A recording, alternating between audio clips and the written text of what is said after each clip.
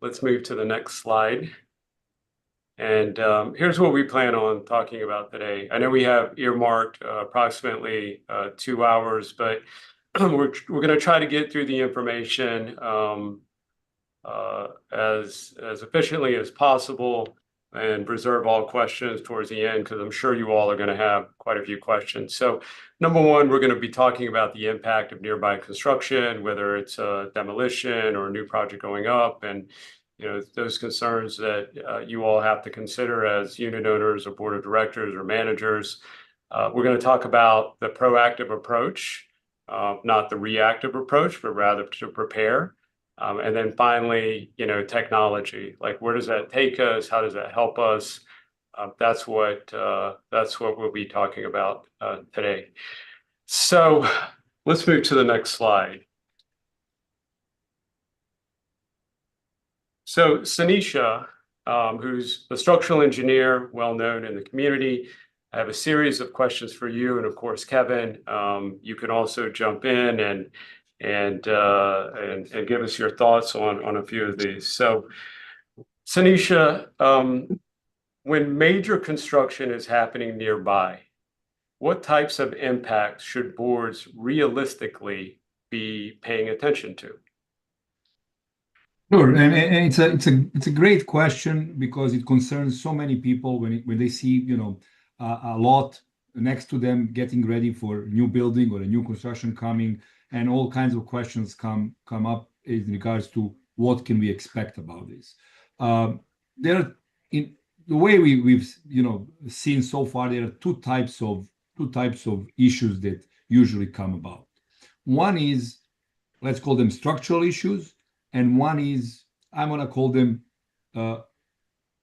aesthetic issues that do impact the building, but have low structural impact on the building. And I'll just mention those for a moment, such as overspray of paint, overspray of concrete, overspray of stucco, definitely impacts the building. It affects sometimes the performance, the aesthetics, the ability of the building to maintain their exterior and the facade.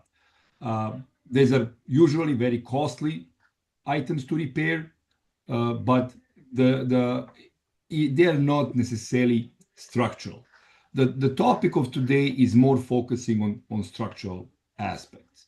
And structural aspects are, as you can see on the slide, can be divided into short-term and long-term effects on the building. Long-term effects are usually related to a movement of the building as a result of the construction happening nearby, which means that while they are preparing the site, whether there was an old building there and they were removing piles, demolishing piles, or they're driving the piles, or they're doing some excavation, or even implosions, that type of thing can disturb the soil, and more related to preparation of foundations, which can cause the surrounding areas to start moving and shifting. That type of movement and shifting is something that happens over a longer period of time. It starts at that particular point in time, but it continues. And it's not always obvious from the moment as it happens. It takes a period of time for that to manifest itself in some kind of a way to become noticeable, obviously, to a naked eye. The short-term effect is something that you would expect to see as a result of a sudden blast, such as cracks on the exterior of the building, some of the, maybe even broken windows, railings, debris flying around, and things like that. Obviously, those are less likely to happen, especially considering the type of implosion that is being used for any ongoing construction, and not usually common for drilling and driving piles, but blasts of sort, and I think Kevin can put better insight into this, can cause this type of an issue in terms of aesthetics. I mean, not aesthetics, but impact on what we can see on the building in terms of cracking and effects on the structure itself. So let me follow up with that right there. So two categories. One is, short term, for example, using a blast or something, more catastrophic that may have a direct impact, like right there immediately, whether it's dirt, debris, or whether it's concrete overspray or a post-tension cable popping and hitting the building next door. But then you have the other kind of unknown, hidden, gradual impact, like settlement, right? So talk to us a little bit about that, because the building, you have a building going up next door, it may seem to be fine, but then 2 or 3 years later, you start feeling some of these other impacts, like settlement, differential settlement, et cetera. So elaborate a little bit more on that, because I don't think everybody truly understands that long-term impact. And Kevin, feel free to jump in and give us your comments as well. So when we talk about the settlement for the buildings, a couple of things. Number one, in the design of the building, some settlement is expected, calculated, and designed for. That settlement usually happens during the construction of the building, and usually is done and completed by the building has been topped off. So by the time we finish with pouring the last floor of the concrete, shortly after, the majority of that design settlement has already happened, and any future settlement is almost negligible. Although it does happen, is negligible to that first settlement that happens during the construction. It is important to differentiate between what Jason referred to as a differential settlement as opposed to uniform settlement. For all intents and purposes, the uniform settlement means that the building is settling equally on all sides of the building. So imagine a building just, I don't want to use the term sinking, but slowly moving down at a pace of, let's say, 1/32 of an inch or something like that, but uniformly. That is usually a very low impact on a building, or no impact on a building, because there is no stress induced on the building.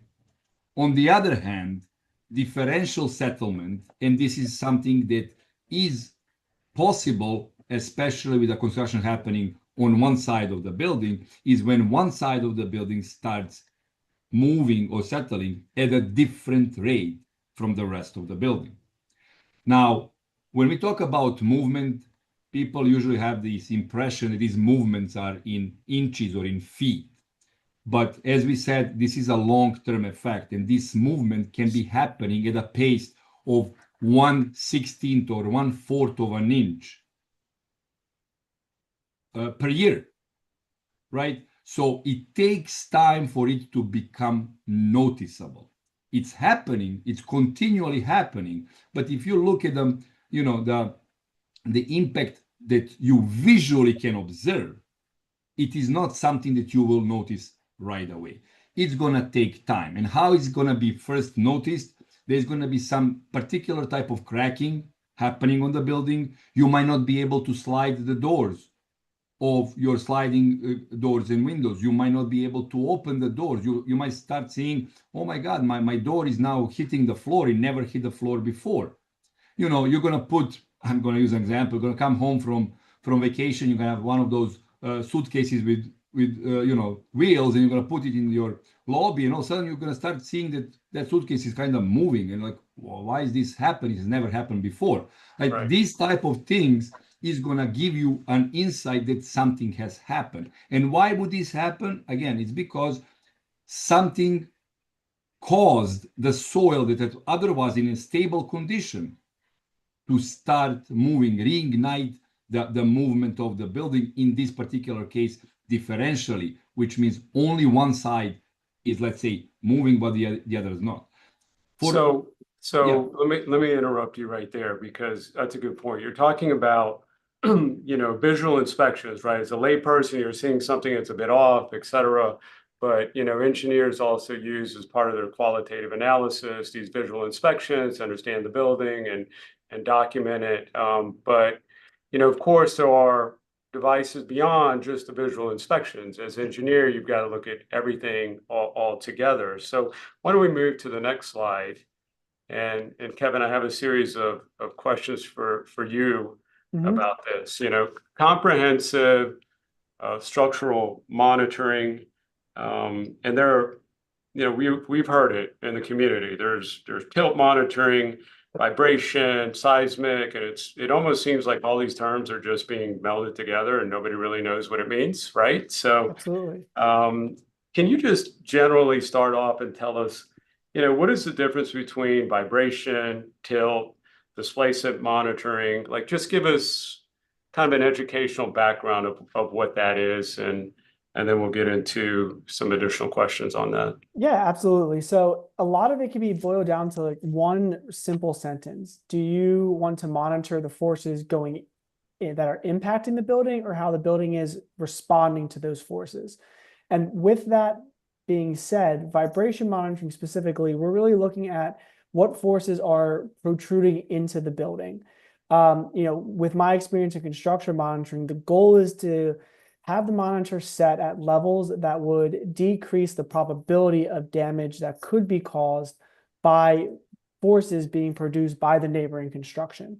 Whereas tilt, accelerometers, truly settlement monitoring, that gets put onto the building to understand how the building is reacting to these vibrational forces that are happening adjacently.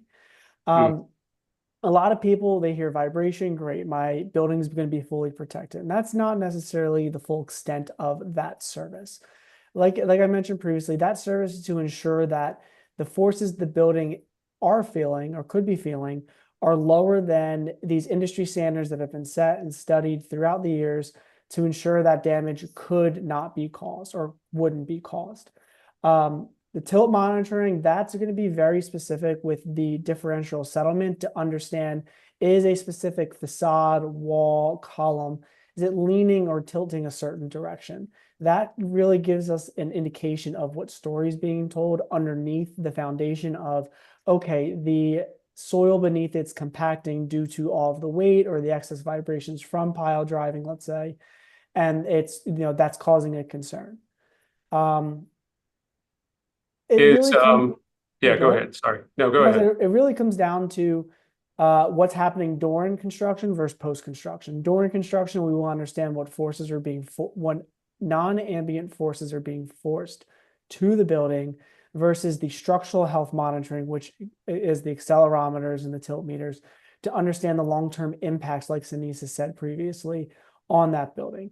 To try to drive home his previous point, most of the issues we will see are going to happen long term. It's a very slow degradation of settlement that could happen, and that's the key issue that could and will cause these monumental effects, as long as we're doing our job during the construction to make sure these vibrational forces going into the building are well beneath a level that could cause damage. Yeah, and I had Jason, if you don't, I just want to chime in just for a moment. Well, you talked about short term versus long term. I think maybe to chime in on that, vibration monitoring is going to give you an insight whether that short term, some kind of a short term impact has happened, because that's going to be registered through a vibration of the building, some kind of a blast. But tilt measurements and things like that are going to tell you, is the building moving over time more aligned with a long-term impact. Yeah, and I have a technical question for you. And I mean, so we go back to vibration monitoring. I mean, there are standards that you're obviously applying, right? You have certain thresholds. Can you talk a little bit more about those thresholds? And you don't have to give us anything in detail, but people say, well, there's vibration. And you're like, yes, but it didn't meet the threshold that we're concerned about. Can you talk a little bit more about that? Absolutely. Typically speaking, humans are very much more susceptible to vibrations than buildings, on a magnitude of 1/50th of what a building can handle. The example I constantly give is, if I come into your condominium, stand 5 feet from you and start jumping, you're going to feel the vibrations of me jumping, but the structure doesn't care because it's so small. As far as these industry standards, there's really three of them that I typically follow. One is the United States Bureau of Mines, which is predominantly around blasting, and that's more or less our holy gospel of the construction vibration blast monitoring industry.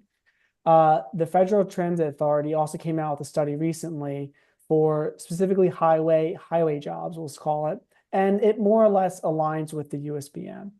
There's another standard, it's New York City specific, and it's based around historic structures, so more sensitive structures is how I interpret it.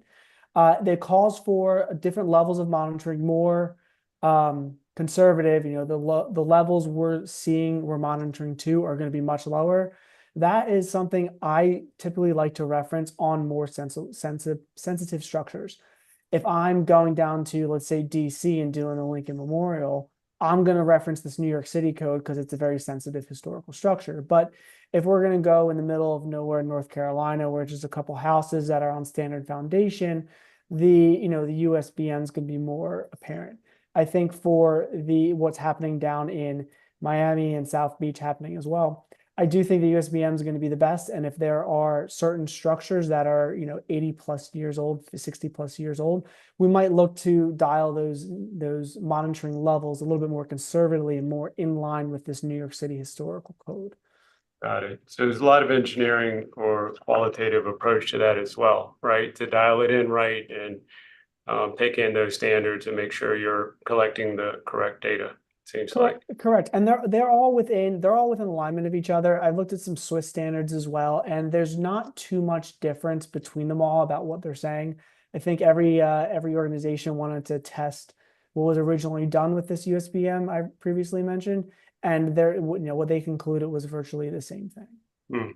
I got a question. Not just that, Jason, there is also if you want to monitor a specific thing in the building, you can apply standards that are, specific to a particular thing. Like, for example, you want to monitor how the walls around the elevators function. They're going to have a much, stricter criteria because of movement of the walls in the elevator shaft can cause failure of the elevator, depending on the type of the elevator and things like that. So there are very specific criteria that you can implement for particular sections of the building. But what Kevin is saying is, we are looking at the building as a whole. There are several standards that apply that, and they are very consistent, not just in the United States, but throughout.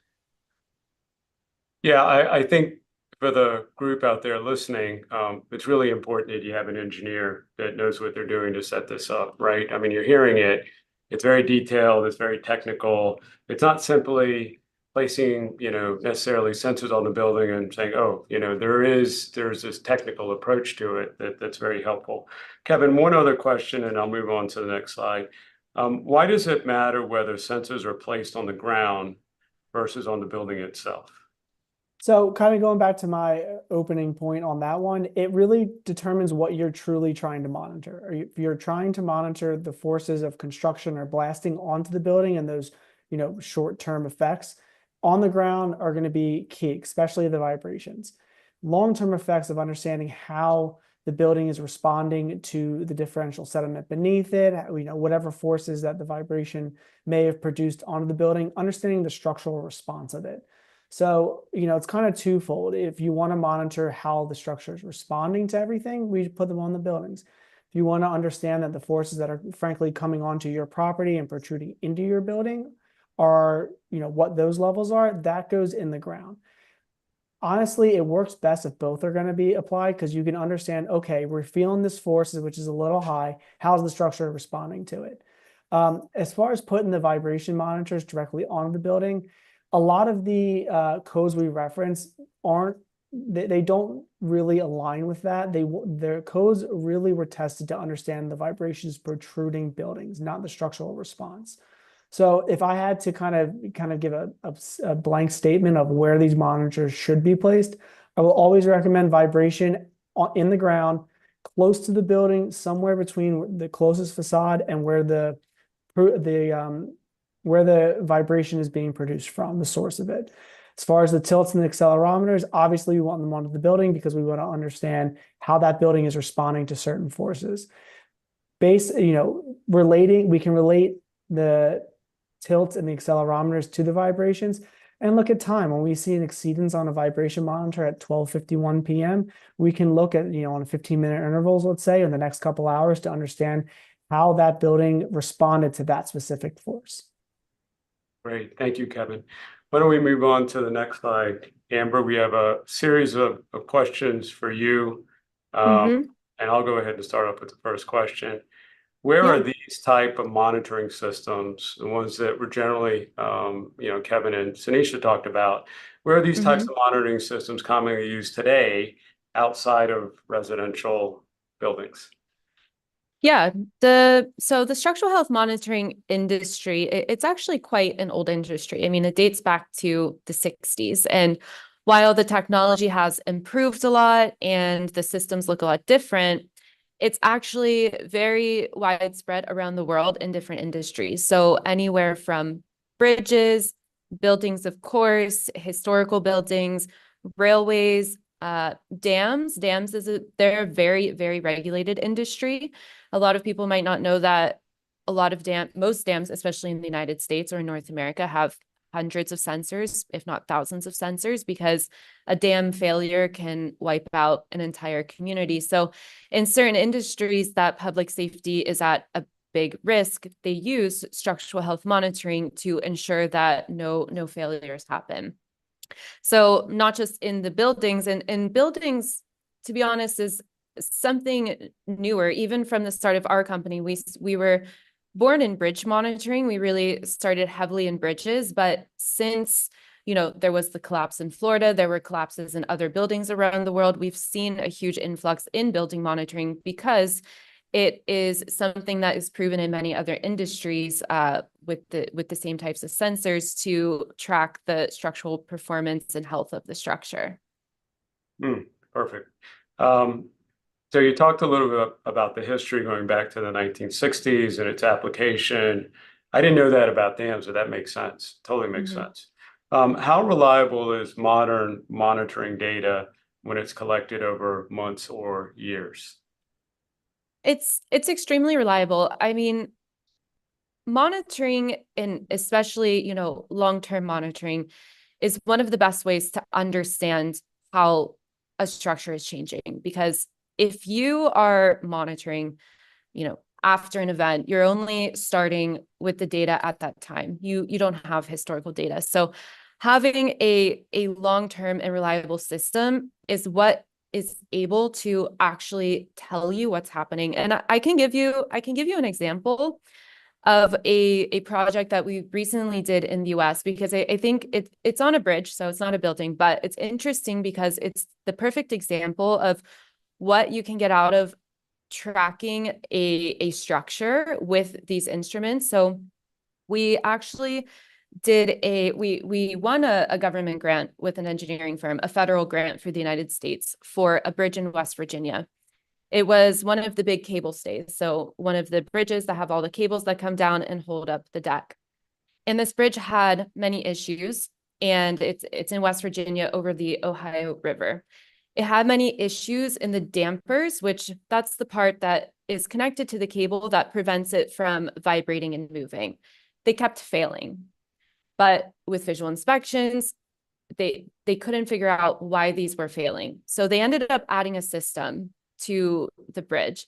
And within 3 months, based on the vibrations, based on the movement, the traffic patterns, the wind, the environmental impacts, they understood that there was basically a wind phenomenon it's basically called vortex-induced vibration, where the wind is moving around this cable and failing the damper.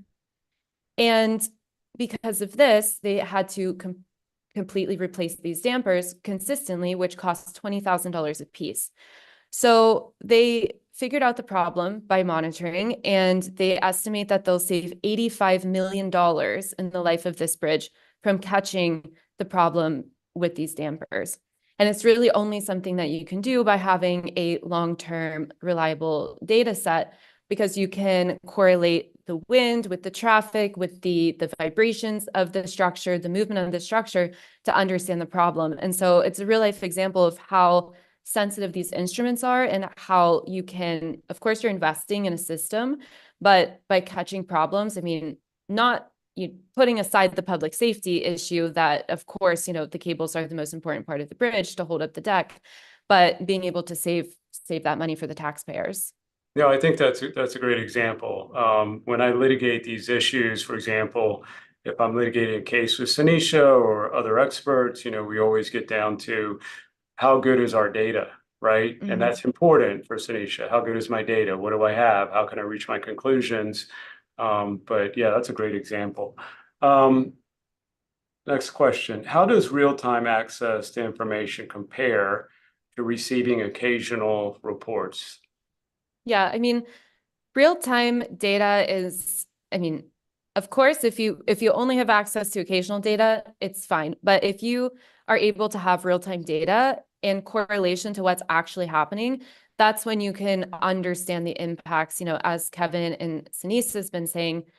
If you have an impact, you want to understand how it's affecting your structure.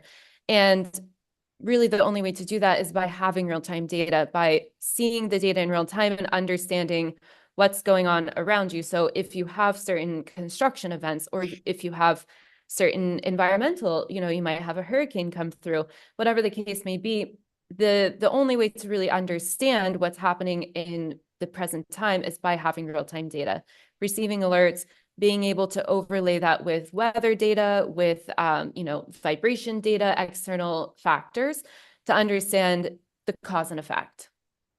Yeah, that makes sense. Next slide. So Mario, these questions are for you. This question right there. Who controls the data and why it matters?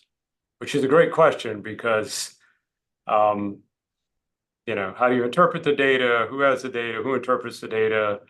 How do you take all that information and utilize it?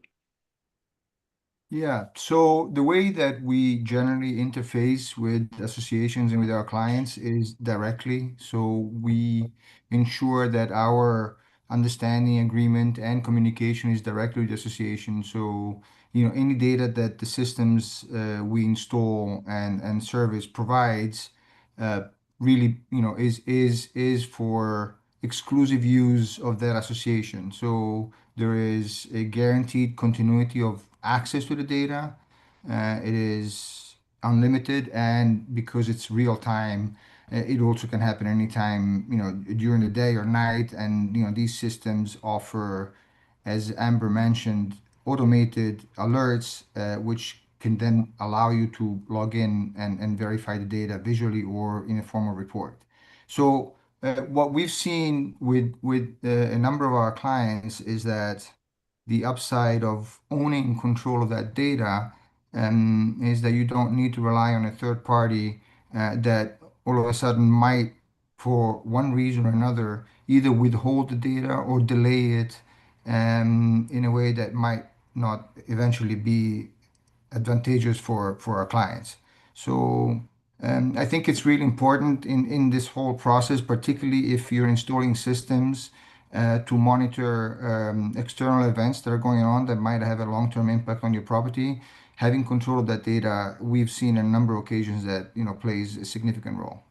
So, for example, associations interested in an entire system, right? Whether it's vibration or tilt, et cetera, there's a system, and they contract with a group, say, such as your group, right?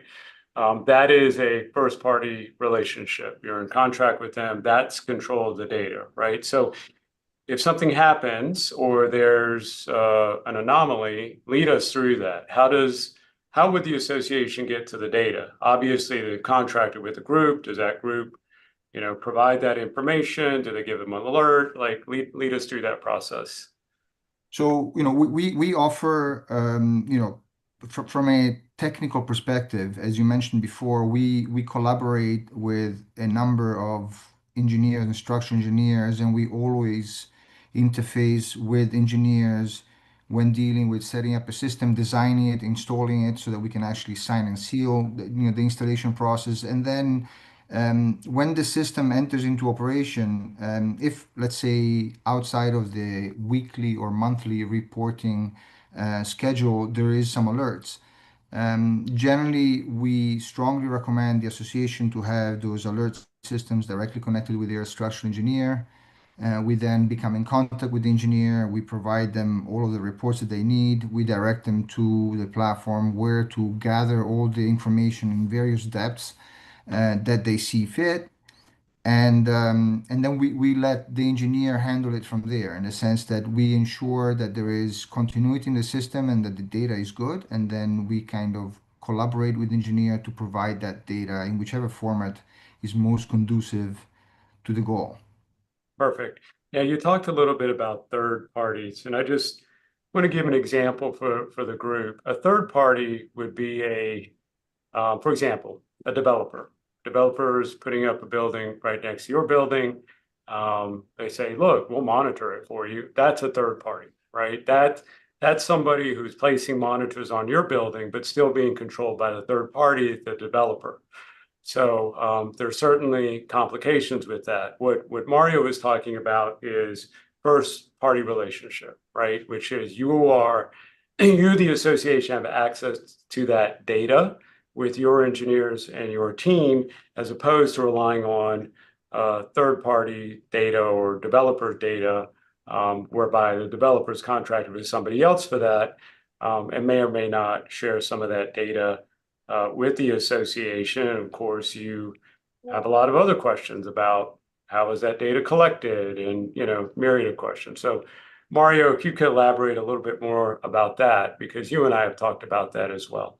Yes. So there's another thing that was touched upon earlier, is that there is a lot of conversation about, vibration and vibration monitoring. I can only speak for the experience we had with our clients. In general, we feel that today's developments and the approach that developers have, and the amount of care that they put in preparing their projects, eventually delivers a relatively, if things go as planned, a relatively small amount of vibrations, which may have some cosmetic impacts and may have some overall kind of damaging impacts on buildings, but we have not seen that from a structural standpoint. Now, the problem becomes where structural monitoring from a displacement or tilt point of view requires long-term monitoring, and most importantly, becomes particularly powerful if you're able to baseline. Therefore, you're able to install these systems prior to any event taking place, so that you know how your building is behaving before something happens.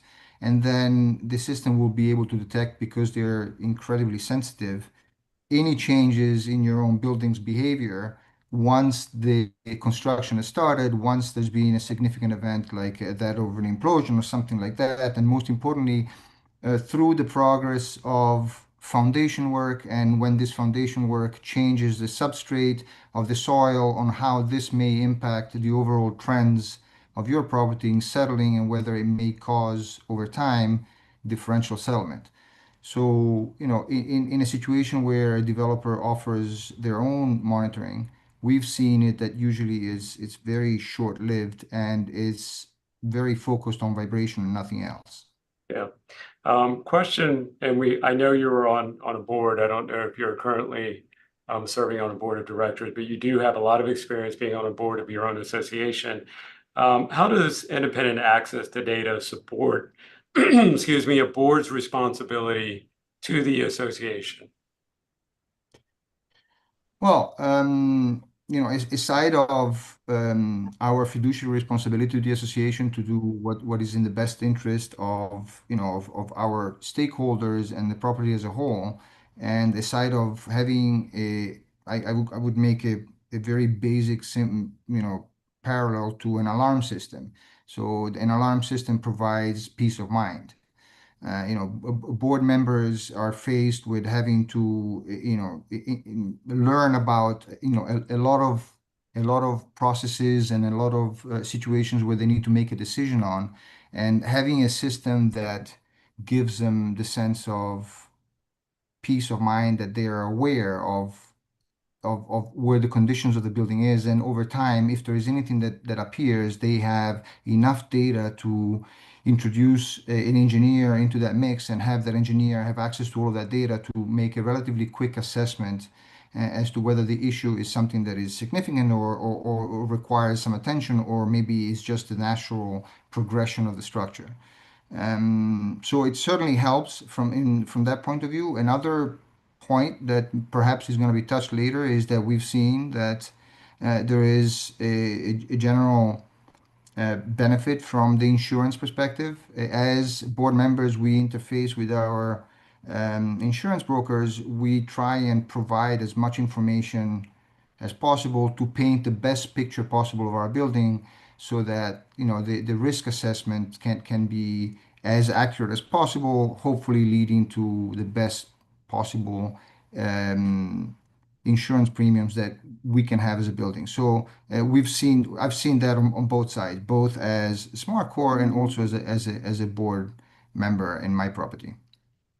Very good point. And that leads us to our next section, insurance claims and or insurance and risk management. So Lorenzo talked a lot about monitoring, visual inspections, concerns about impact on the building. What are, in your view, I mean, it's a broad question, what are the insurance considerations as a broker that you're looking at in shopping policies, et cetera? Yeah, thank you all. And Mario makes a good point, and we've had this discussion quite a bit. It's all an agent's job is to best represent an association in the marketplace, right? A lot of agents have similar access, but it's the way that one approaches the market and the information that is provided. These systems provide data points that, quite frankly, have not been used in the past as much as they probably should have, and therefore shows that the association is being proactive rather than reactive, right? It's comes to a point just like any other prevention plan, right? To show a carrier that you're doing what's best for the association is also to show them that they are taking on a risk that, quite frankly, helps them out if we're being as proactive as we're being. To the sense that if an association is monitoring its characteristics and the vibrations in the building and has a consistent or a significant amount of time that they've been monitoring the building to have a measure to start with, it would allow the carrier's position also to say, let me get those readings as well to protect themselves from construction nearby. Those piles going into the ground and all the movement that's happening around can cause issues at the building. And I know that in past experiences, some of these concerns have come up, and having this information at your readily available is very important, because to the points that were made earlier, right? If a contractor or developer for another property has that information and it's not yours, it leads to question of what information you're going to have access to in the event that something occurs. So it's better to own that information, right? There's a lot of questions as to how much impact it can have to folks in their insurance premiums. But I guess I'll lead it with saying it's similar to a water detection system, right? There's not necessarily a specific credit that is given for these items, but if an association has shown track record of where there was concerns, and now that these prevention plans are in place, it's helpful. To this point, we've seen historical claims with construction on nearby buildings. Some folks on this call have experienced construction nearby and been impacted by the certain aspects of it, whether it be concrete restoration or movement itself from an implosion. And those are things and characteristics that do affect the building. So it's just a way to be proactive. There's more things that are we can reference to that are very similar. But all in all, it's showing that the association or the building is doing everything that they can to protect themselves and protect their carrier. Allows for more competition and quite frankly, a better outcome. Got it. Question: how does having clear timestamp data affect the way insurance claims are reviewed? Right. So if we have this information already logged in for some time, it gives us a benchmark to show that quite frankly, the impact, the events that are happening around us are the data points to lead back to, right? If we don't have a measuring stick to start from, then quite frankly, there's, you can't show the change there, right? So having this information in advance of, neighboring construction or any projects in the nearby area is very helpful. Have you seen any cases where better data could have improved or expedited outcomes? I know I have in litigating some of these cases, but give us an example or tell us a little bit about what you've seen. Right. So we've actually seen situations where an implosion of some sort occurred at a neighboring construction, and it impacted a building, and that ultimately caused concerns of the structural integrity of the building. The carrier was able to use some of these data points to say, clearly it happened on such and such date, and therefore, they were able to hold the nearby construction, subject to the resulting damages of that. Ultimately, the damages weren't as significant to that extent, but it could be, something could have happened there where they need to go back to it in the future, and at least the data points are there to be able to have some groundwork to work from. Again, as we see more and more construction in South Florida, in my eyes, this is just something that's going to be more important. Also for buildings that are, working on their own buildings, I think is important, right? To monitor the structural integrity of a building that's undergoing a recertification. Maybe, it's taken quite some time. You can also show that as an association, you are, monitoring your building while the work takes time to come to fruition and completion, right? You want to make sure that you show the carrier that, hey, look, we are going through a milestone or a recertification, but we are monitoring the building. We are monitoring certain aspects of it, whether it be a crack or so forth, to make sure things aren't worsening and that we're staying on top of it and attending to the most concerning items as soon as possible. So who would typically review that data? Would it be an underwriter that just takes all that information in? I mean, tell us a little bit about that. One more time. I'm sorry, that broke up a Yeah, little I bit. mean, from the insurance side, we talked about a lot of data. It's helpful to them, it's helpful to the association, but who would review that data? Is there an underwriter that reviews it and goes through it and then gets back to you? Can you talk through that process a little bit? Absolutely. So yeah, the information would be reviewed by the underwriter. However, they would likely pull in their experts, right? Similar to a non, and I'll make it a joke here, right? Similar to a non-insurance person reading an insurance policy, or just the extent of a professional reviewing it. It's better to go back to an engineer to go through that data. So the data points, like I can tell you, I was talking to a few carriers about the product and the process just recently and for quite some time about it. And I'm telling you, it's sparking more interest. But they're gonna, if these claims are sizable enough, they're going to get their experts involved from the carrier's perspective and make sure that they have the proper documentation and people fighting these claims for them. Right. Thank you, Lorenzo.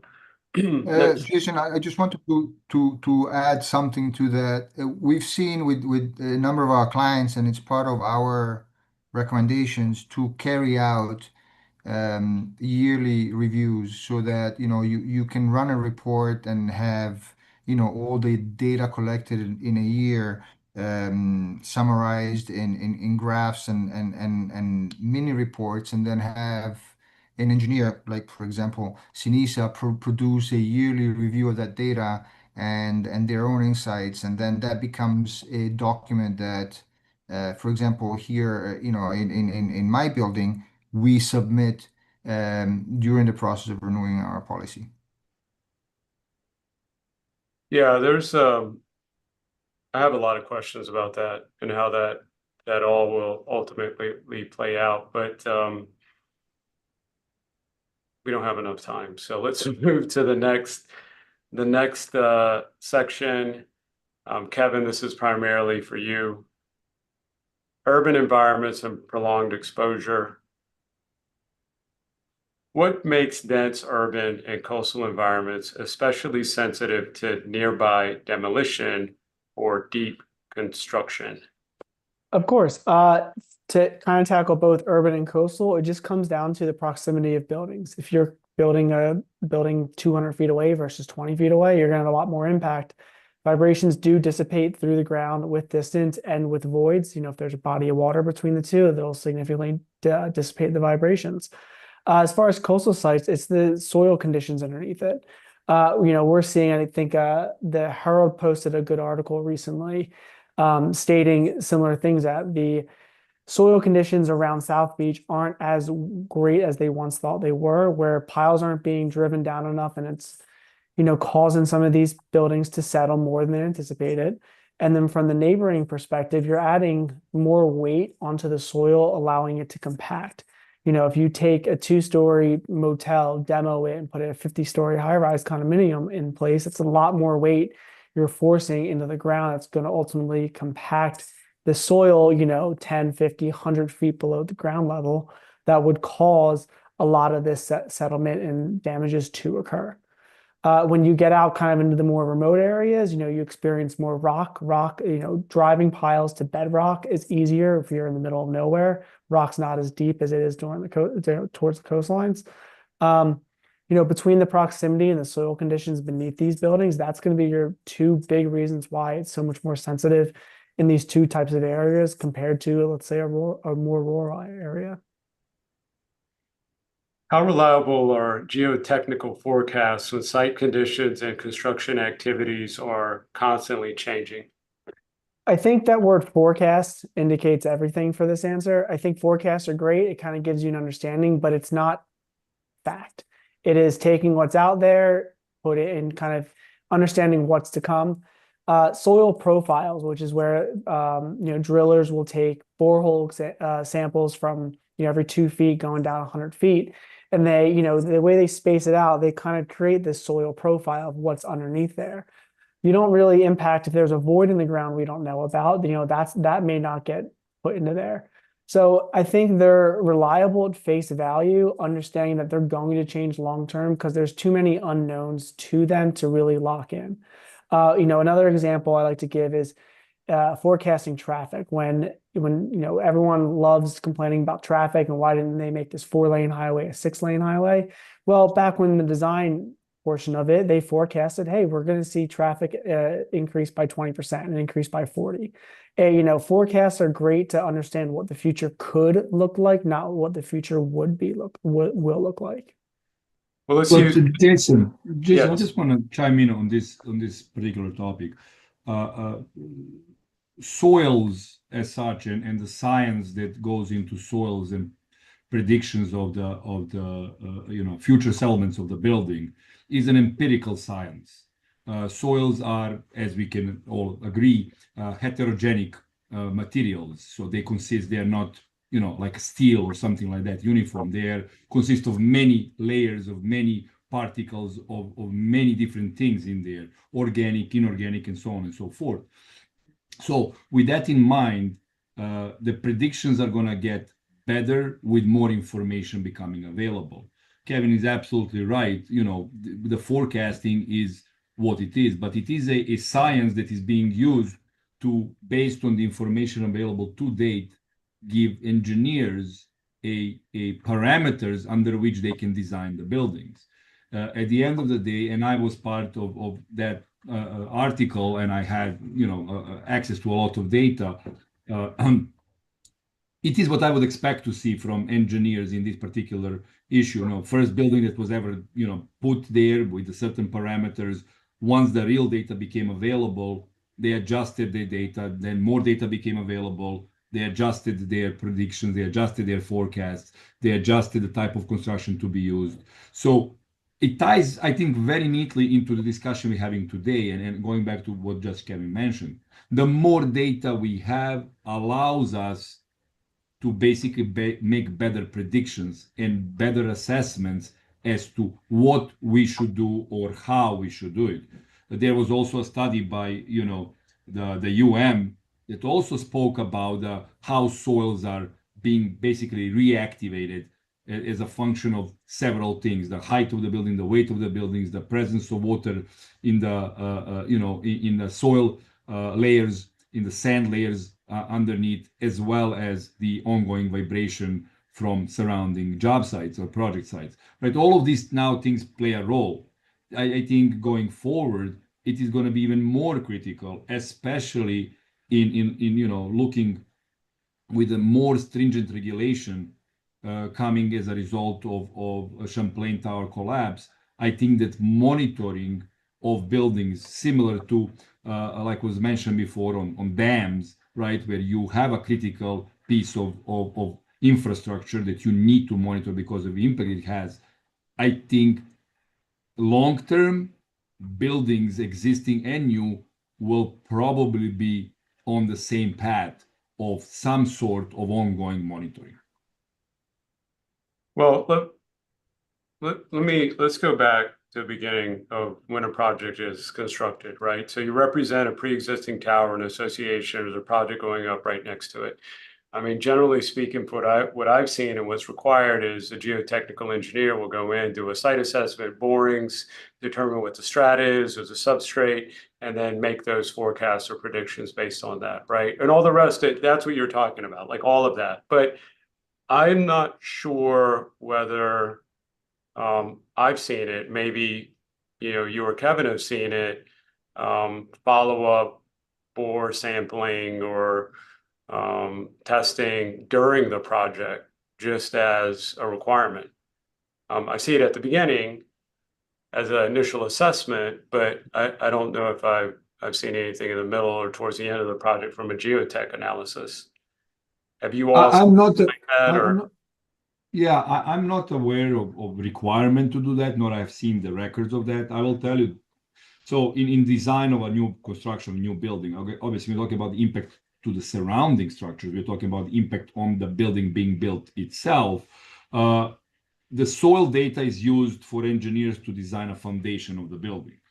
And once that foundation of the building is designed, which for high-rise building is almost exclusively in Florida, on South Florida, piles, there is a test of piles and capacity of piles based on that data to confirm that the data used by the engineer, by the soils, is actually, accurate or within the margin of error, what they would expect to see. So there is some level of testing being done to confirm the prediction or the forecast by the soils engineer. However, the impact on the surrounding structures, I don't think it's evaluated in any way, form, or shape after that initial analysis. Yeah, and I completely agree with you. The only level I guess someone could argue that it would be is if there's geotechnical monitoring. I'm going to throw a couple terms out. Don't expect anyone to know them, but like piezometers, inclinometers, extensometers, pretty much you're monitoring groundwater level shifts, understanding if there's any collapses that are beneath the surface. I've really only seen those when there's tunnels being driven. If Amtrak's putting a new tunnel line under a couple hundred feet underneath houses, you'll see them there. But when it comes to these vertical structures like high rises that are being constructed, I would say the only time I would ever see someone want to verify anything from a geotech standpoint would be putting some groundwater monitoring in to make sure the groundwater table doesn't get adjusted with excavation specifically. Got it. So during the dewatering process or anything afterwards, essentially. Yeah, I mean, I think Sunisa hit the nail on the head. No one's really going back and recertifying their soil forecast and everything. It's mostly confirming with pile driving. The only thing in addition to that would be monitoring groundwater tables, or I've seen a lot of retaining walls too, where you put a retaining wall up and you want to make sure nothing's collapsing behind it. So you throw an inclinometer down there, pretty much as a two-inch borehole down 50 feet to understand, is anything shifting underground we can't see. But outside of those two really types of monitoring, geotechnical monitoring specifically, yeah, nothing's getting what I'll say recertified or confirmed based off their forecasts outside of just the test files. So I know we've been through this multiple times. We'll go through it again, but monitoring before, during, and after major activity. Why does it matter? So buildings going up next door, why does it matter you monitor at that point, in the middle, after, continuation? I understand it's benchmarks, et cetera, but that data is very important, and the collection of that data is very important. Are there any times when you want to shift gears or place monitors in a different area or move things around based on what you're seeing? Or do you just leave them fixed or static? Say you've got 5 or 6 monitors, you're like, there's no need for anything more, but you see something and you add another 5 or 10. Is it fluid or is it fixed? Talk us through Yeah, that. so just touch upon the monitoring before anything comes out there. I know we referenced previously baselining and getting baseline data. We kind of want to understand what forces and what settlement these buildings are experiencing before any shovel goes in the ground. I know there could be a lot of wind loads that are happening on these buildings, so we want to understand how the building's reacting to that, which allows us to better pinpoint the cause. If the cause of settlement, the cause of any damage, the cause of vibration is truly coming from your adjacent construction next door. As far as it being fluid versus rigid, I think long-term it can be fluid. If we have monitors, littered all over a building and we're seeing nothing, okay, great. It can be rigid, we can stand still. But if we're starting to see some more settlement on one side of the building versus the other, it's going to be quick to say, okay, well, maybe let's add a couple more to understand exactly where in that part, what part of that facade, let's say, is truly settling at the foundation level. If we have a sensor at each corner in the middle, yeah, that can give us an idea, a better pinpoint, where that settlement's truly happening. But if we add a couple more to a specific area, we could really narrow down an area where things are actually settling. Perfect. Let's move on to the next slide, which Mario, these are questions that boards ask, right? They always talk about, well, they understand the importance of it, but how much does it cost and how long? And they're just, sometimes boards just think about the cost, or clients think about the cost, as opposed to the real benefit of it long term and even short term, right? So being a board member, how should boards think about monitoring costs in the context of a multi-year construction activity? Well, first of all, I want to kind of set the stage in the sense that as a board member, ultimately, I just want to make sure that my property is safe, and if there is anything that is happening to the property, I want to make sure that if that liability and that blame is assignable to somebody, that we have the tools and we can afford to actually have sufficient data to support a claim, and then be able to have a successful, from a board perspective, a successful financial settlement of that specific scenario. So ultimately, as complicated as things may get when you speak to engineers and when you set up systems and you evaluate the type of monitoring, ultimately as a board member, I just want to know that I'm provided tools that will help me in the event that there is need.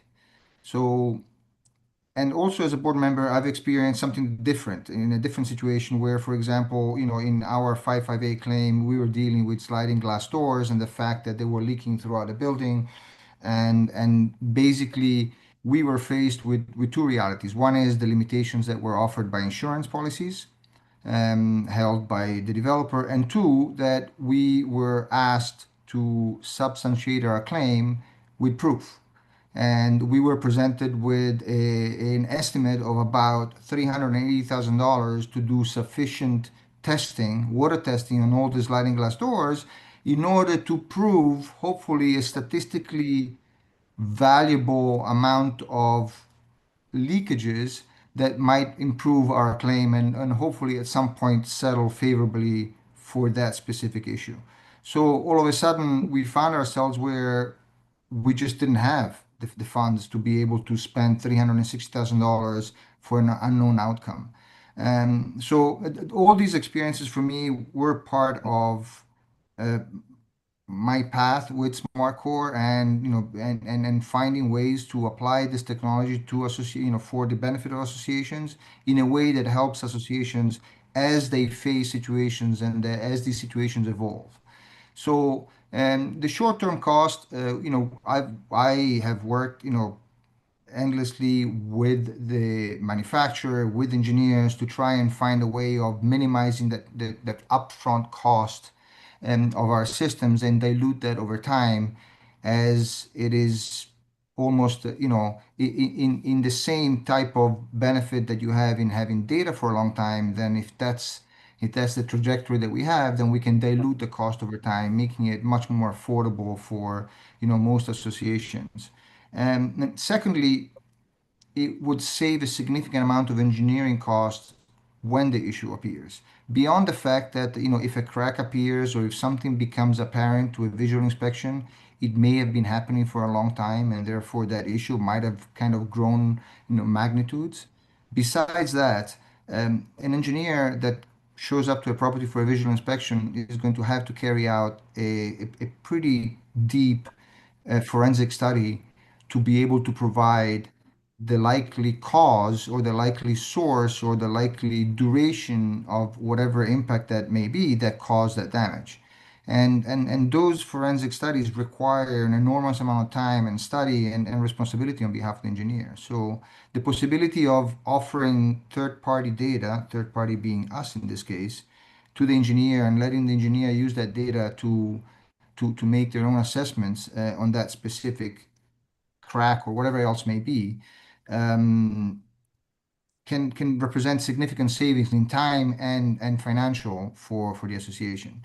So, because some of those issues start during a nearby construction, but may show themselves years later when the developer is long gone, it becomes very difficult to correlate that specific damage to something that may have happened 2 or 3 years before.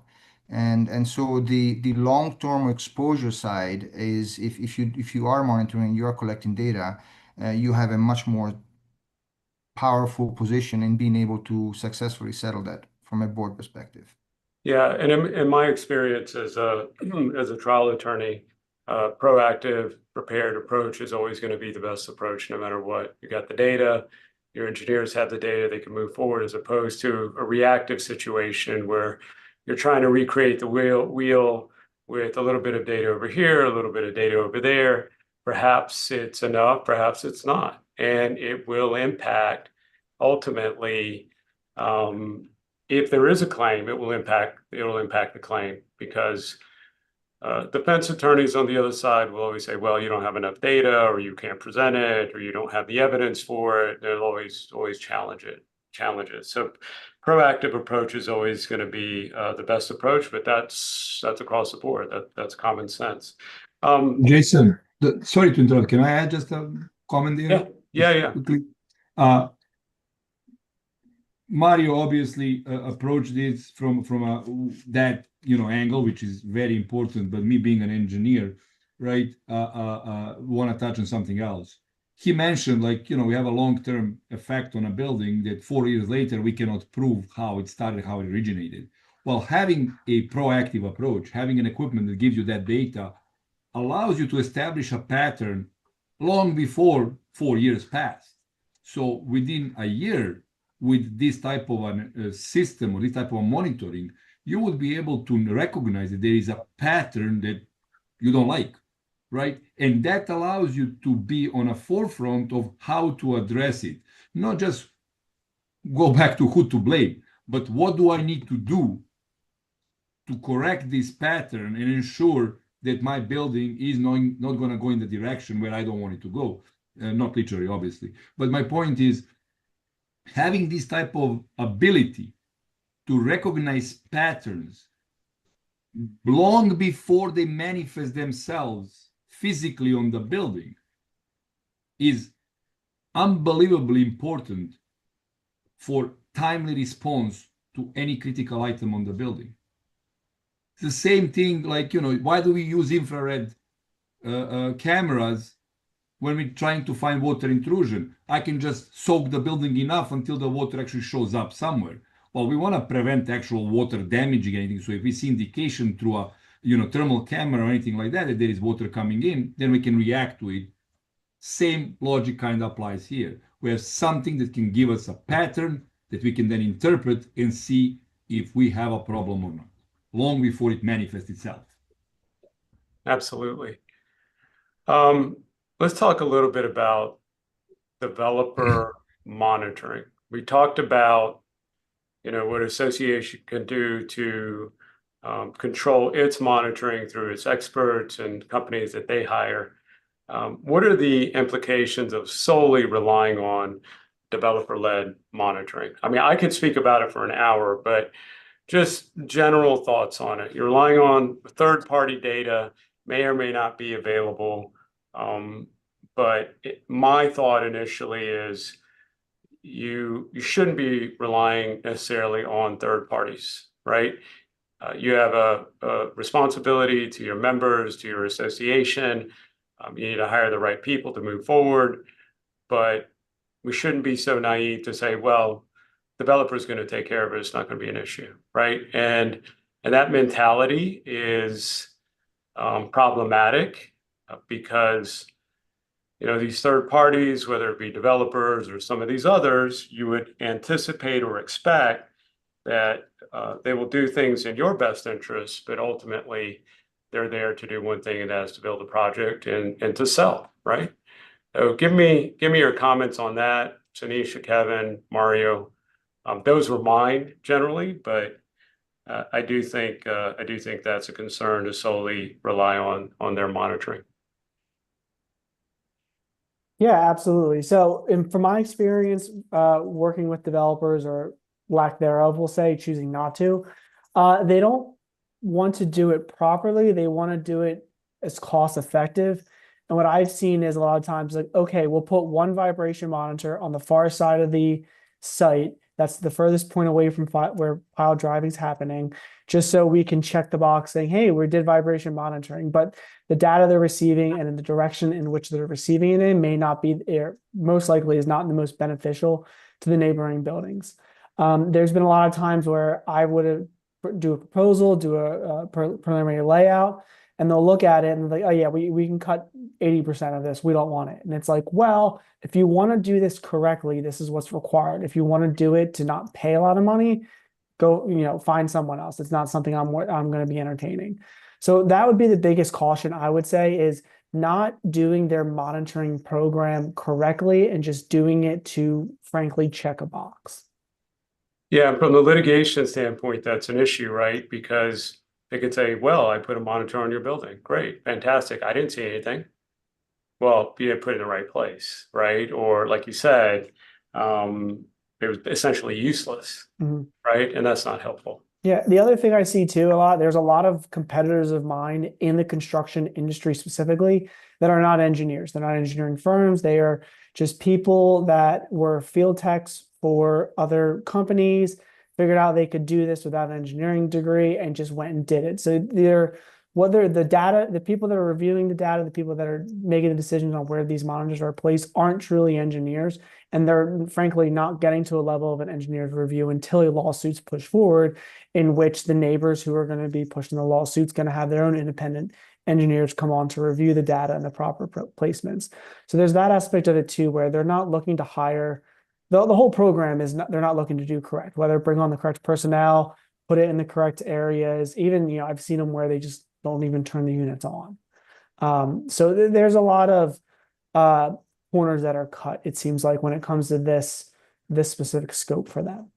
Well, I just want to add to that, the reality is that there is no state or building department standard or a mandate or a guideline as to the level of monitoring that the developer has to provide, right? It's relatively simple, provide monitoring. And as Kevin is explaining, I'm meeting that standard. Whether that standard is for the benefit of understanding what's happening to the neighboring construction, or like, Kevin said, checking a box, it is that's what it is. So you, as the building that has another property being built next to you, you have an agenda. Your agenda is to protect your property, to collect the information. It's going to help you you know, have understanding of what's happening, have understanding of the impact of the surrounding property next to you, and have enough data to do something about it, whether it's legally or practically or any other form or shape. So lack of standard is what allows this. It's not a third party city or building department governed testing. This is something that developer is kind of governing themselves. And we rely on their own, willingness to do that. I don't think it's in the building's best interest to rely on that. No, that absolutely. And I'll just mention this real quickly. I'm not, the town of Surfside, post-collapse, passed an ordinance that included all these requirements for developers if they're constructing to perform, pre-construction survey, seismic monitoring, like they're obligated to come to you as a neighbor and say, hey, I'm going to do this.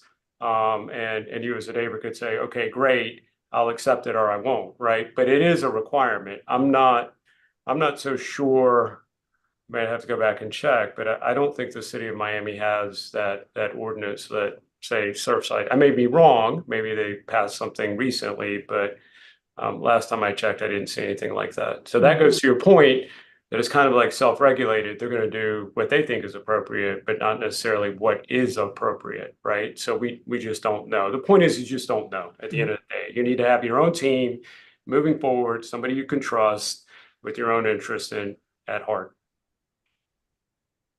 Mario, any Yeah, comments? I wanted to add, just as an experience with some of our clients, and also again with that board member mindset, is that we've seen, without wanting to qualify or quantify the amount of monitoring that has been offered by developers, we've seen this monitor be put in place and data being shared up until an issue took place.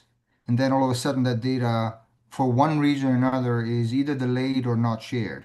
And what we've seen, and I can only assume, is that the amount of legal effort and time for the association to go and pursue that data, I can only speculate, but I think would far exceed the actual fees that you pay to have your own data in place. So from a practical standpoint, if you do have data and you don't have control over it, it is likely that data is going to cost more than actually having your own. Yep, 100%. All right, let's go to the last slide, which are closing thoughts. I'll make this really brief and then we'll turn it over to questions. So number one, if you're an association, it's very important that you control your own destiny, control your own building, control your own evaluation. Second, be proactive.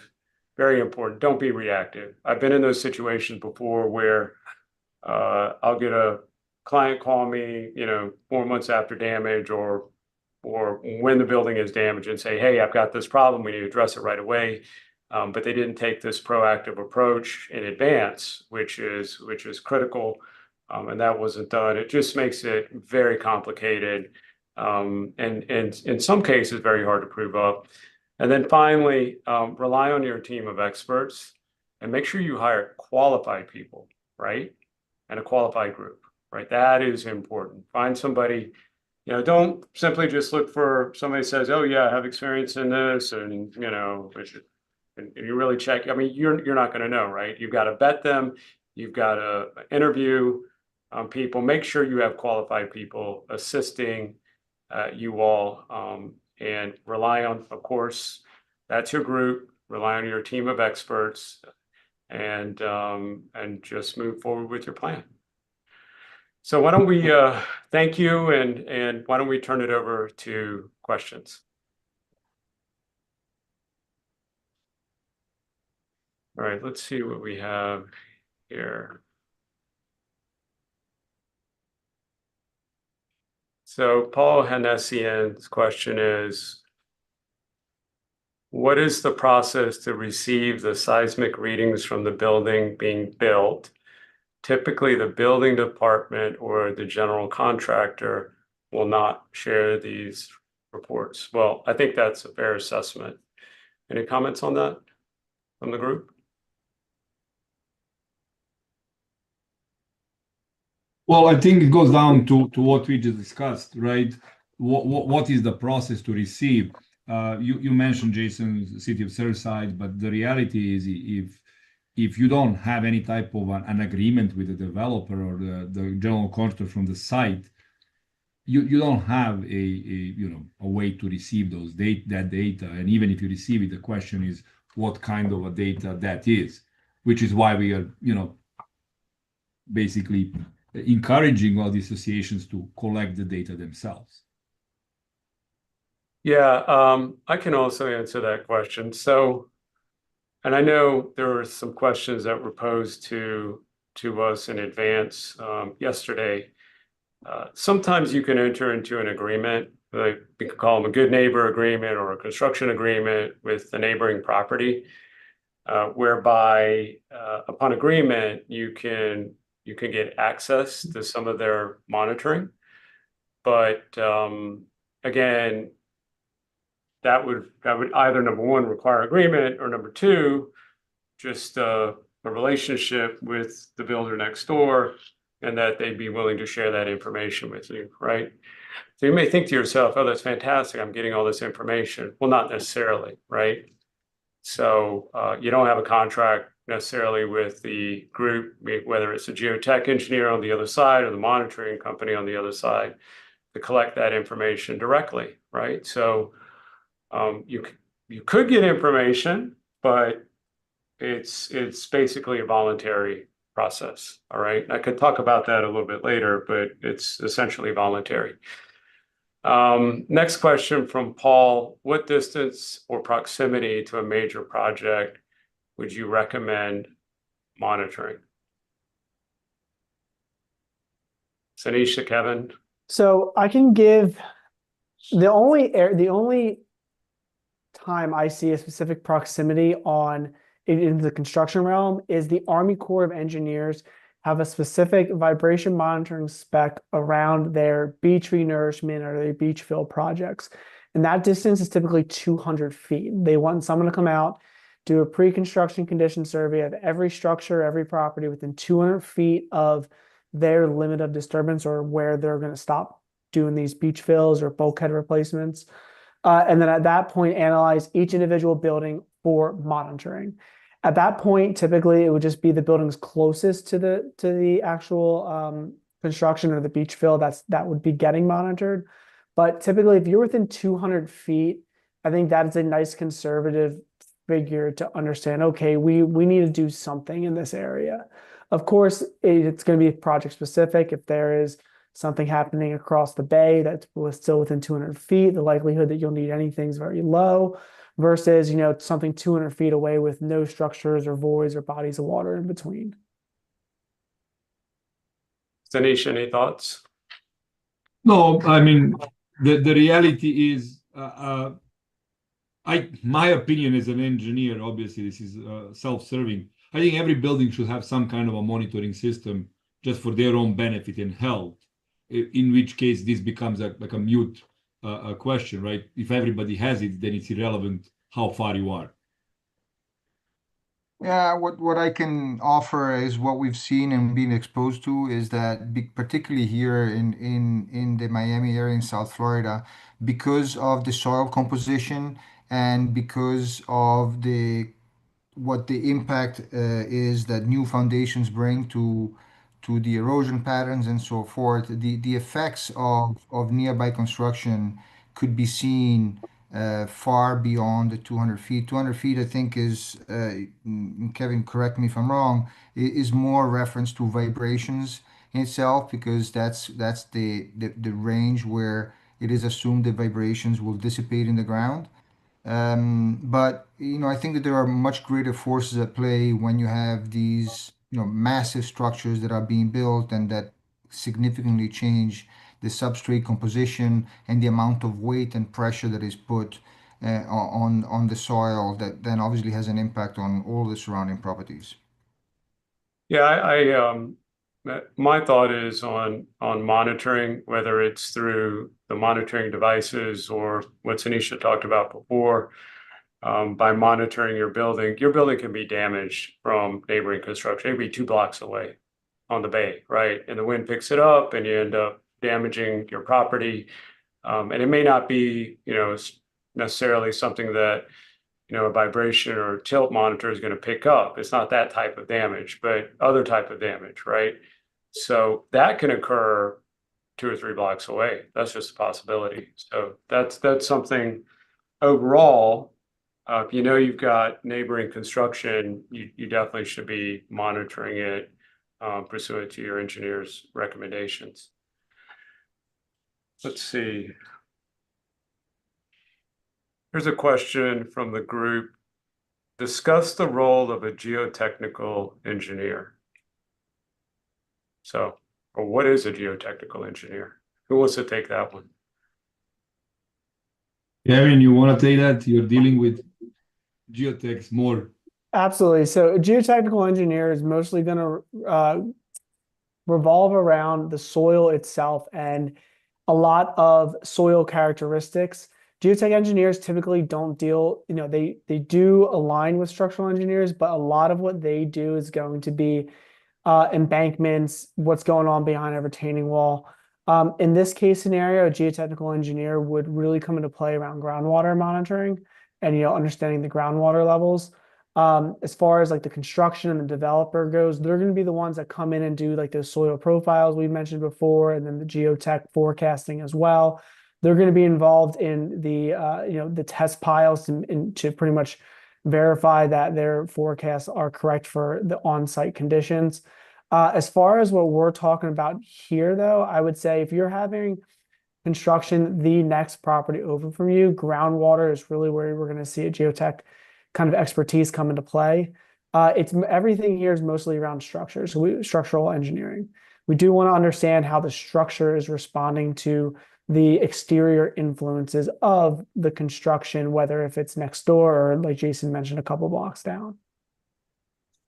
And then on that note, and I just want to maybe, sorry to hijack this portion just for a moment, but the reality is that with the technology that we have around us, there is no reason for us to be reactive and wait for things to happen for us to notice them. Going back to the question of proximity, going back to the question of, what should we do? The reality is that in Florida, especially South Florida, with the study that kind of brought a question of that left everybody a little bit uneasy, which is, hey, is this even possible? How do I trust this? Something from a satellite from space measuring where my building is. We have hurricanes that affect our buildings. We have neighboring construction. We have all these things that are kind of happening all the time or could be happening all the time. And to have access to something that can tell us, is there an impact on our property or not? And not to utilize that technology, which is now readily accessible. It is not like maybe 30, 40 years ago where, okay, that was extremely expensive and you need a box the size of the car to put on a building somewhere. But now this technology is very available, affordable, and compact, that you don't see it on the building. It is there and it's giving you a very valuable data. All right, next question. Trying to sift through this. All right, I'm interested in learning how mid and high-rise buildings are imploded on tight urban sites. And then there's several other questions that are also complicated, but how deep foundations are handled and what protocols apply to waterfront demolitions. So anybody want to tackle that generally? Kevin? So how mid to high rise buildings are controlled Imploded on, imploding? oh yeah, tight urban sites. I'm not a blaster, typically on how they are done is not my realm of expertise. My realm of expertise is taking the specific explosives, the patterns, the depths, the delays, all the information they need to take down a building efficiently and effectively to not cause damage, taking all of that information and developing a monitoring program to ensure safety amongst other other structures. Hmm. Well, I there's- can offer a general insight in how buildings are Yeah, imploded, just generally. right? Just generally, it's the demo crew along with the structural engineers is involved in this, where they identify the critical load-bearing components of the building, and they place, in strategic locations throughout the building a limited amount of explosive. That the whole purpose of that explosive is to, in a very controlled manner, basically shear or cut these load-bearing components and create kind of a domino effect where this building will kind of collapse in itself within very defined parameter or perimeter of the area. So it is something that is very carefully calculated. The amount of explosive, the location of explosive, the orientation of explosive, the timing of how these explosives are going to be detonated to create a effect that the building will, or the structure of the building will collapse in a designated area for that. So it is a very detailed project. Next question is about deep foundations, and it's how are deep foundations handled?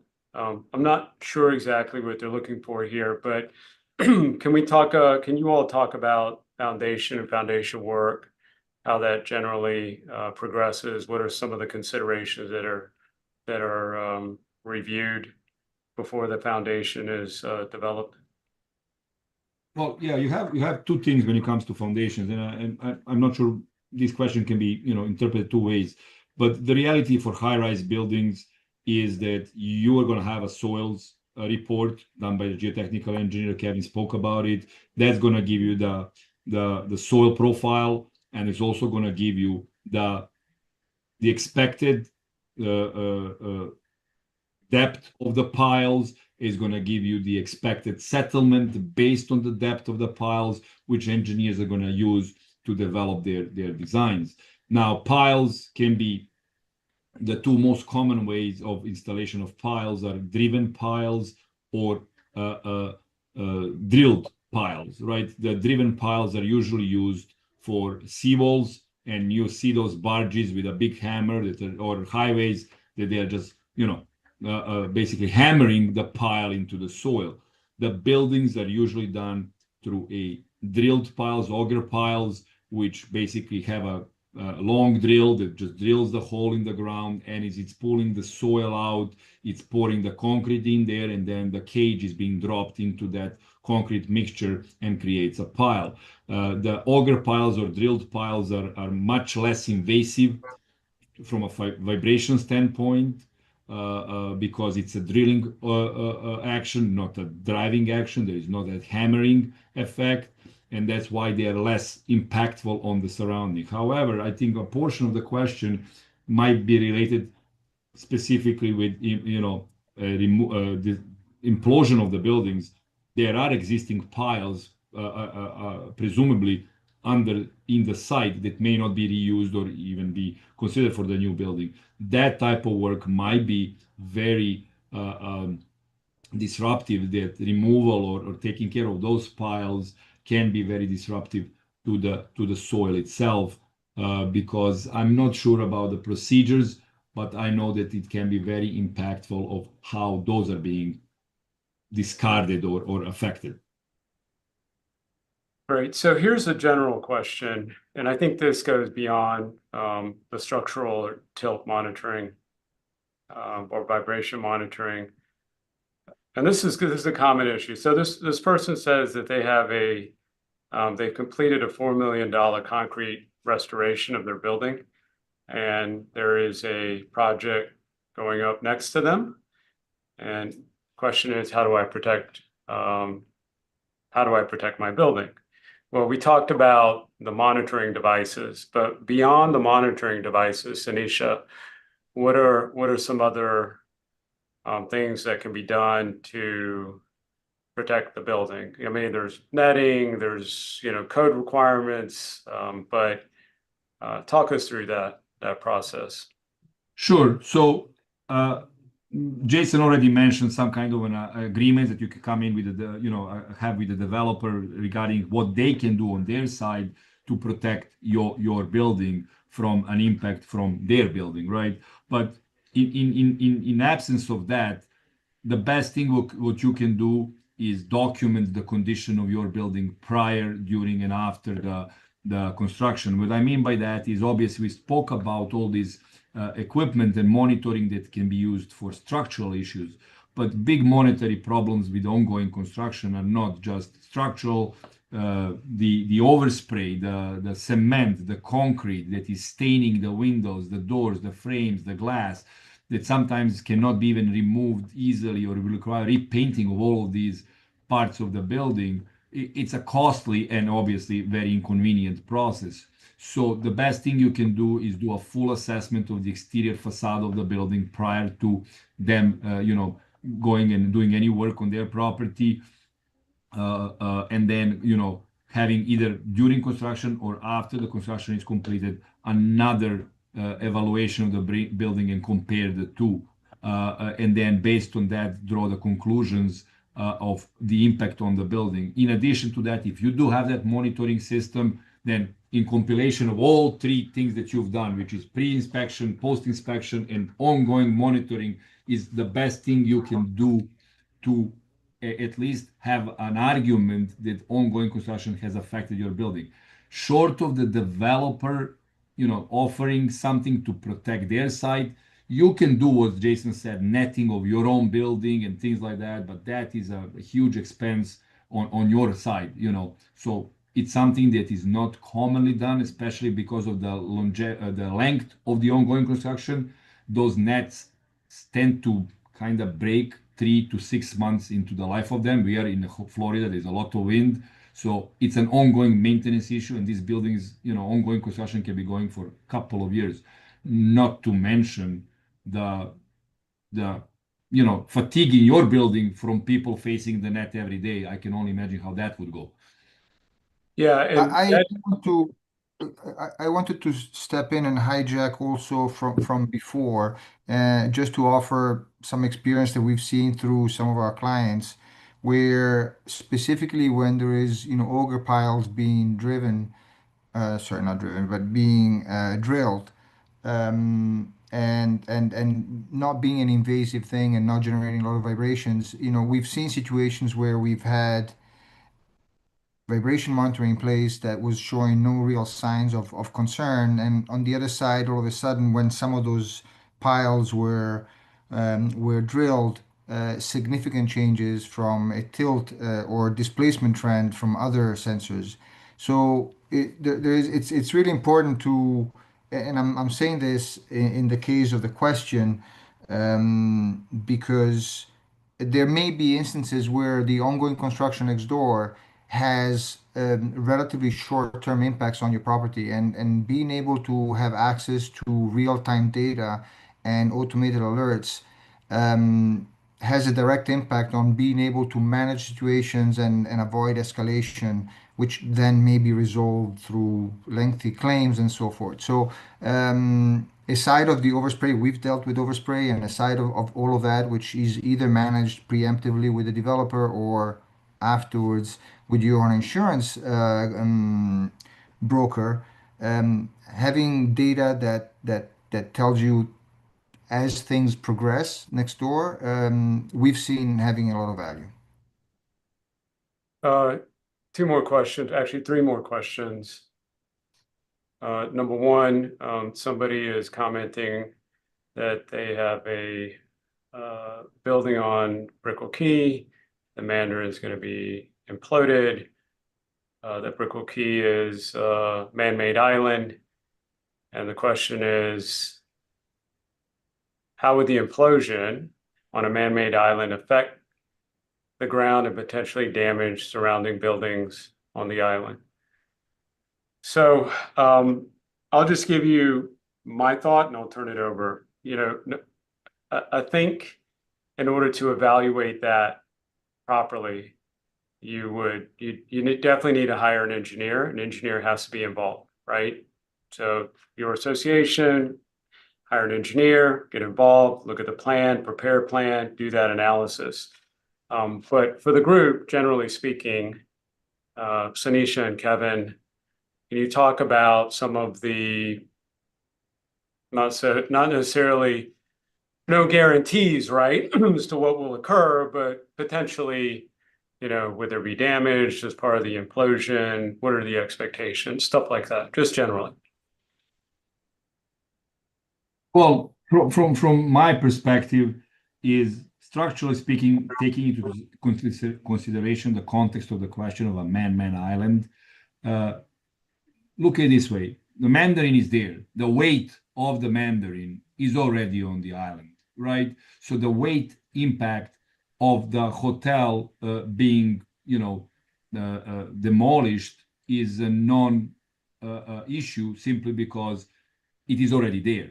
So we can only talk about the impact from a vibration as a result of the explosion, and the fact that this island is, in existence for a long time with all this construction on the island for this long time. I don't foresee any significant adverse impact on the island itself or the soil or anything like that as a result of this work. Yeah, I completely agree with that. The blaster, the company that's coming in and actually going to perform the blast or the implosion should have the necessary equipment to make sure it's more controlled, like Sunisa mentioned earlier, with how to do controlled implosion of buildings. As they should have their own independent vibration consultant coming in to perform what we call air overpressure, more or less noise monitoring and vibration monitoring. But that, like we've been saying this entire time, that shouldn't dissuade you from just saying, okay, they're protecting us in their best interest as far as getting your own monitoring system up and running for that implosion. I think the big thing Jason said earlier was hiring your own engineer to have review the plans to ensure that what they're doing, at least the engineer you hire feels comfortable they're doing everything they can to protect your interests, i.e. your own buildings.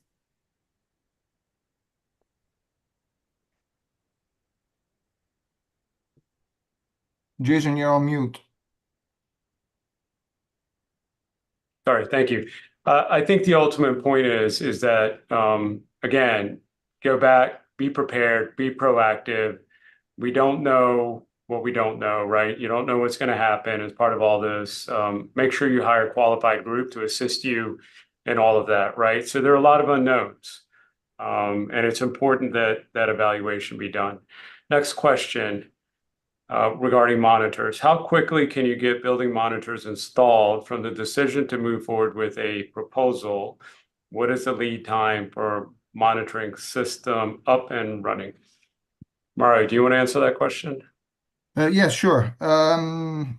Typically from the decision to move forward and once we sign an agreement, it would take 60 days or less to have the system activated and up and running. The steps that need to be kind of accomplished are we generate a proposal based with our own internal engineering team. Then we collaborate with the client's engineer to ensure that the plan is acceptable or we make any adjustments to that plan. And then once we establish the type of system and monitoring, then usually we are able to deploy within 45 to 60 days and activate the system.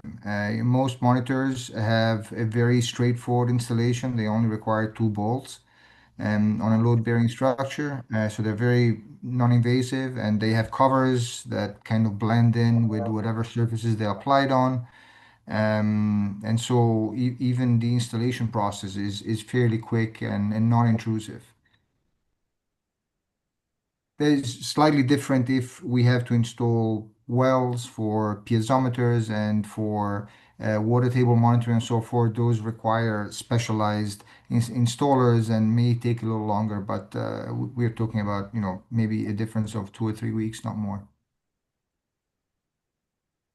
With regard to the engineering part of it, though, right? Like if Kevin's getting involved or Sanisha in the placement, that exercise would have to be done first, right? As far as that process. That's correct. So we have our own assessment based on the client's request. Those requests sometimes come directly from the association because of general concerns. Sometimes we get contacted by an engineer already, so there is more specific requirements. And then what we generally provide is a sign and seal plan of action and layout of sensors, based on all this information, and then we move forward from there. Any comments, Sanisha or Kevin? Well, yeah, technically there are just quickly two parts to this equation. One is the sensor company providing the sensor, and one is the placement and interpretation of the results. So companies like the company that is Marco or Mario, they are gonna produce the sensors, they're gonna install the sensors and all of that. And like Mario said, that usually just for them takes approximately 60 days. However, having an engineer there to select the locations depending on what the actual need of the association is, sometimes is something that can be done within those 60 days. Sometimes might take a little bit longer, just depending on what type of analysis is needed for the building. But I would say between 2 to 3 months, you can have all this installed and ready to work. Yep, I'm in agreement with both Mario and Sanisha.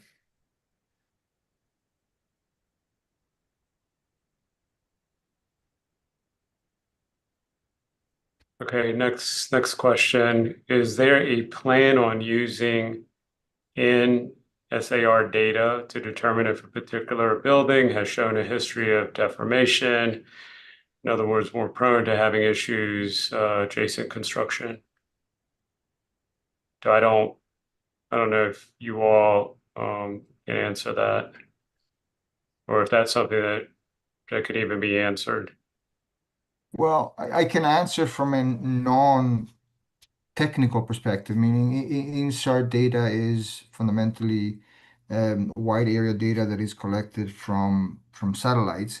The type of monitoring that we do, we often integrate, for example, with traditional land surveys so that we can get absolute vertical displacement, so how much the building settles in a vertical manner in absolute terms, and we integrate that data digitally to the rest of the information we get from the sensors to provide a complete picture.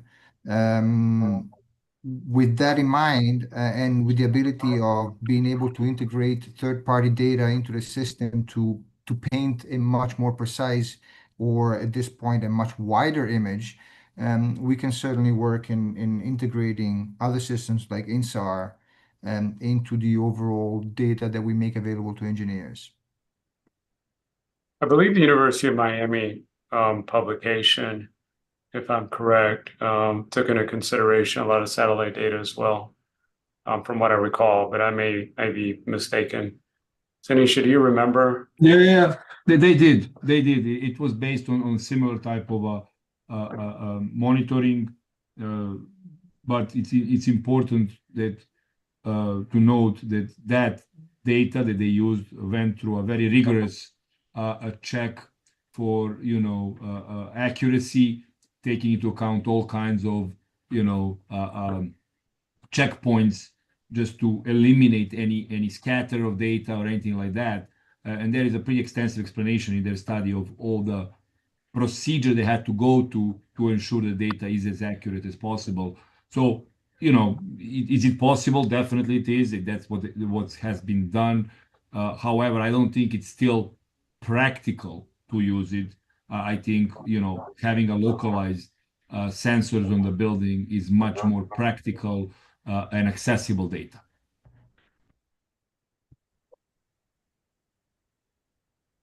All right, let me see if we have any other questions.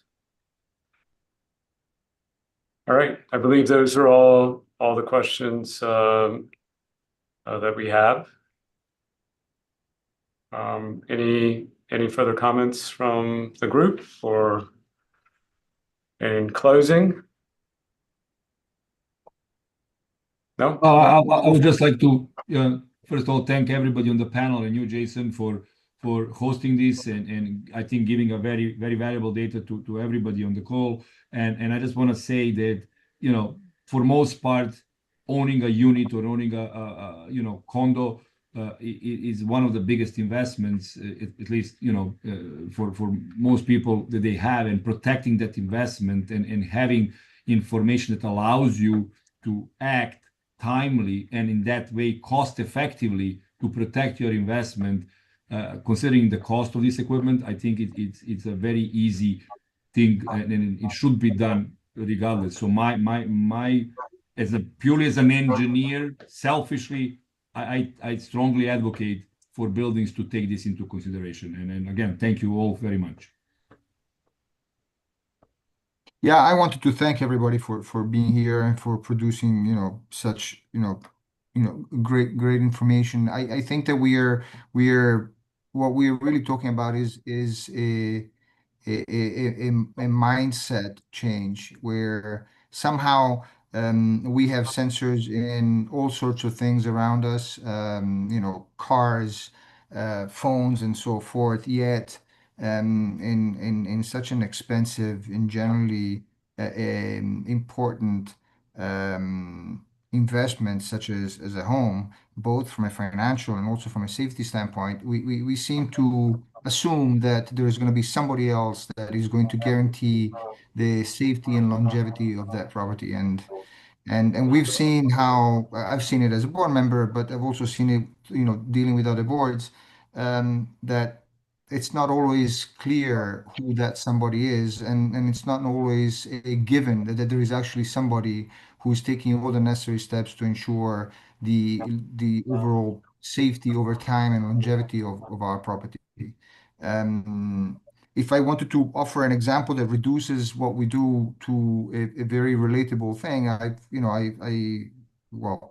my wife has a Tesla, and she was recently involved in a minor accident, and the ability of having video footage that told us exactly the before, during, and after of the accident, resolved the issue almost instantly, and we didn't have to go through extensive process with insurance claims and so forth. So in a situation like that, having access to technology that provides you information as things happen, I think there's plenty of examples that prove how powerful and how important that is. Agreed. All right, if there are no other comments and of course no other questions, and I think that concludes our presentation. You can certainly reach out to us through BHA for our contact information. Should you have any additional questions or comments, any one of us would be, happy to help you out or answer your questions. Yeah, I want to thank you guys all. This is a superb panel, specialists, experts. Definitely, we tell all our members, if you want to succeed in life, you have to hire the right people. So it's like, if you don't hire the right lawyer, like Jason, you have a problem. Because, the bottom line here, and I think that was a takeaways from this panel, was the number one, hire the experts that you need. Document, record, and then you have to have a good lawyer. And if you don't have, then you're going to have cases and you have representation.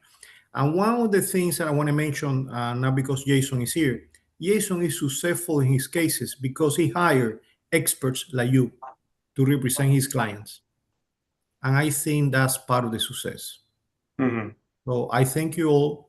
I would like, in my team, I would like to have a Sinicia, I would like to have a Mario, I would like to have an Amber, I would like to have Lorenzo, I would like to have Kevin, because this is the type of people that can make you or break you, bottom line. And if you think that safety is costly, ignorance is even more costly than spending money and protecting your investment. Thank you so much.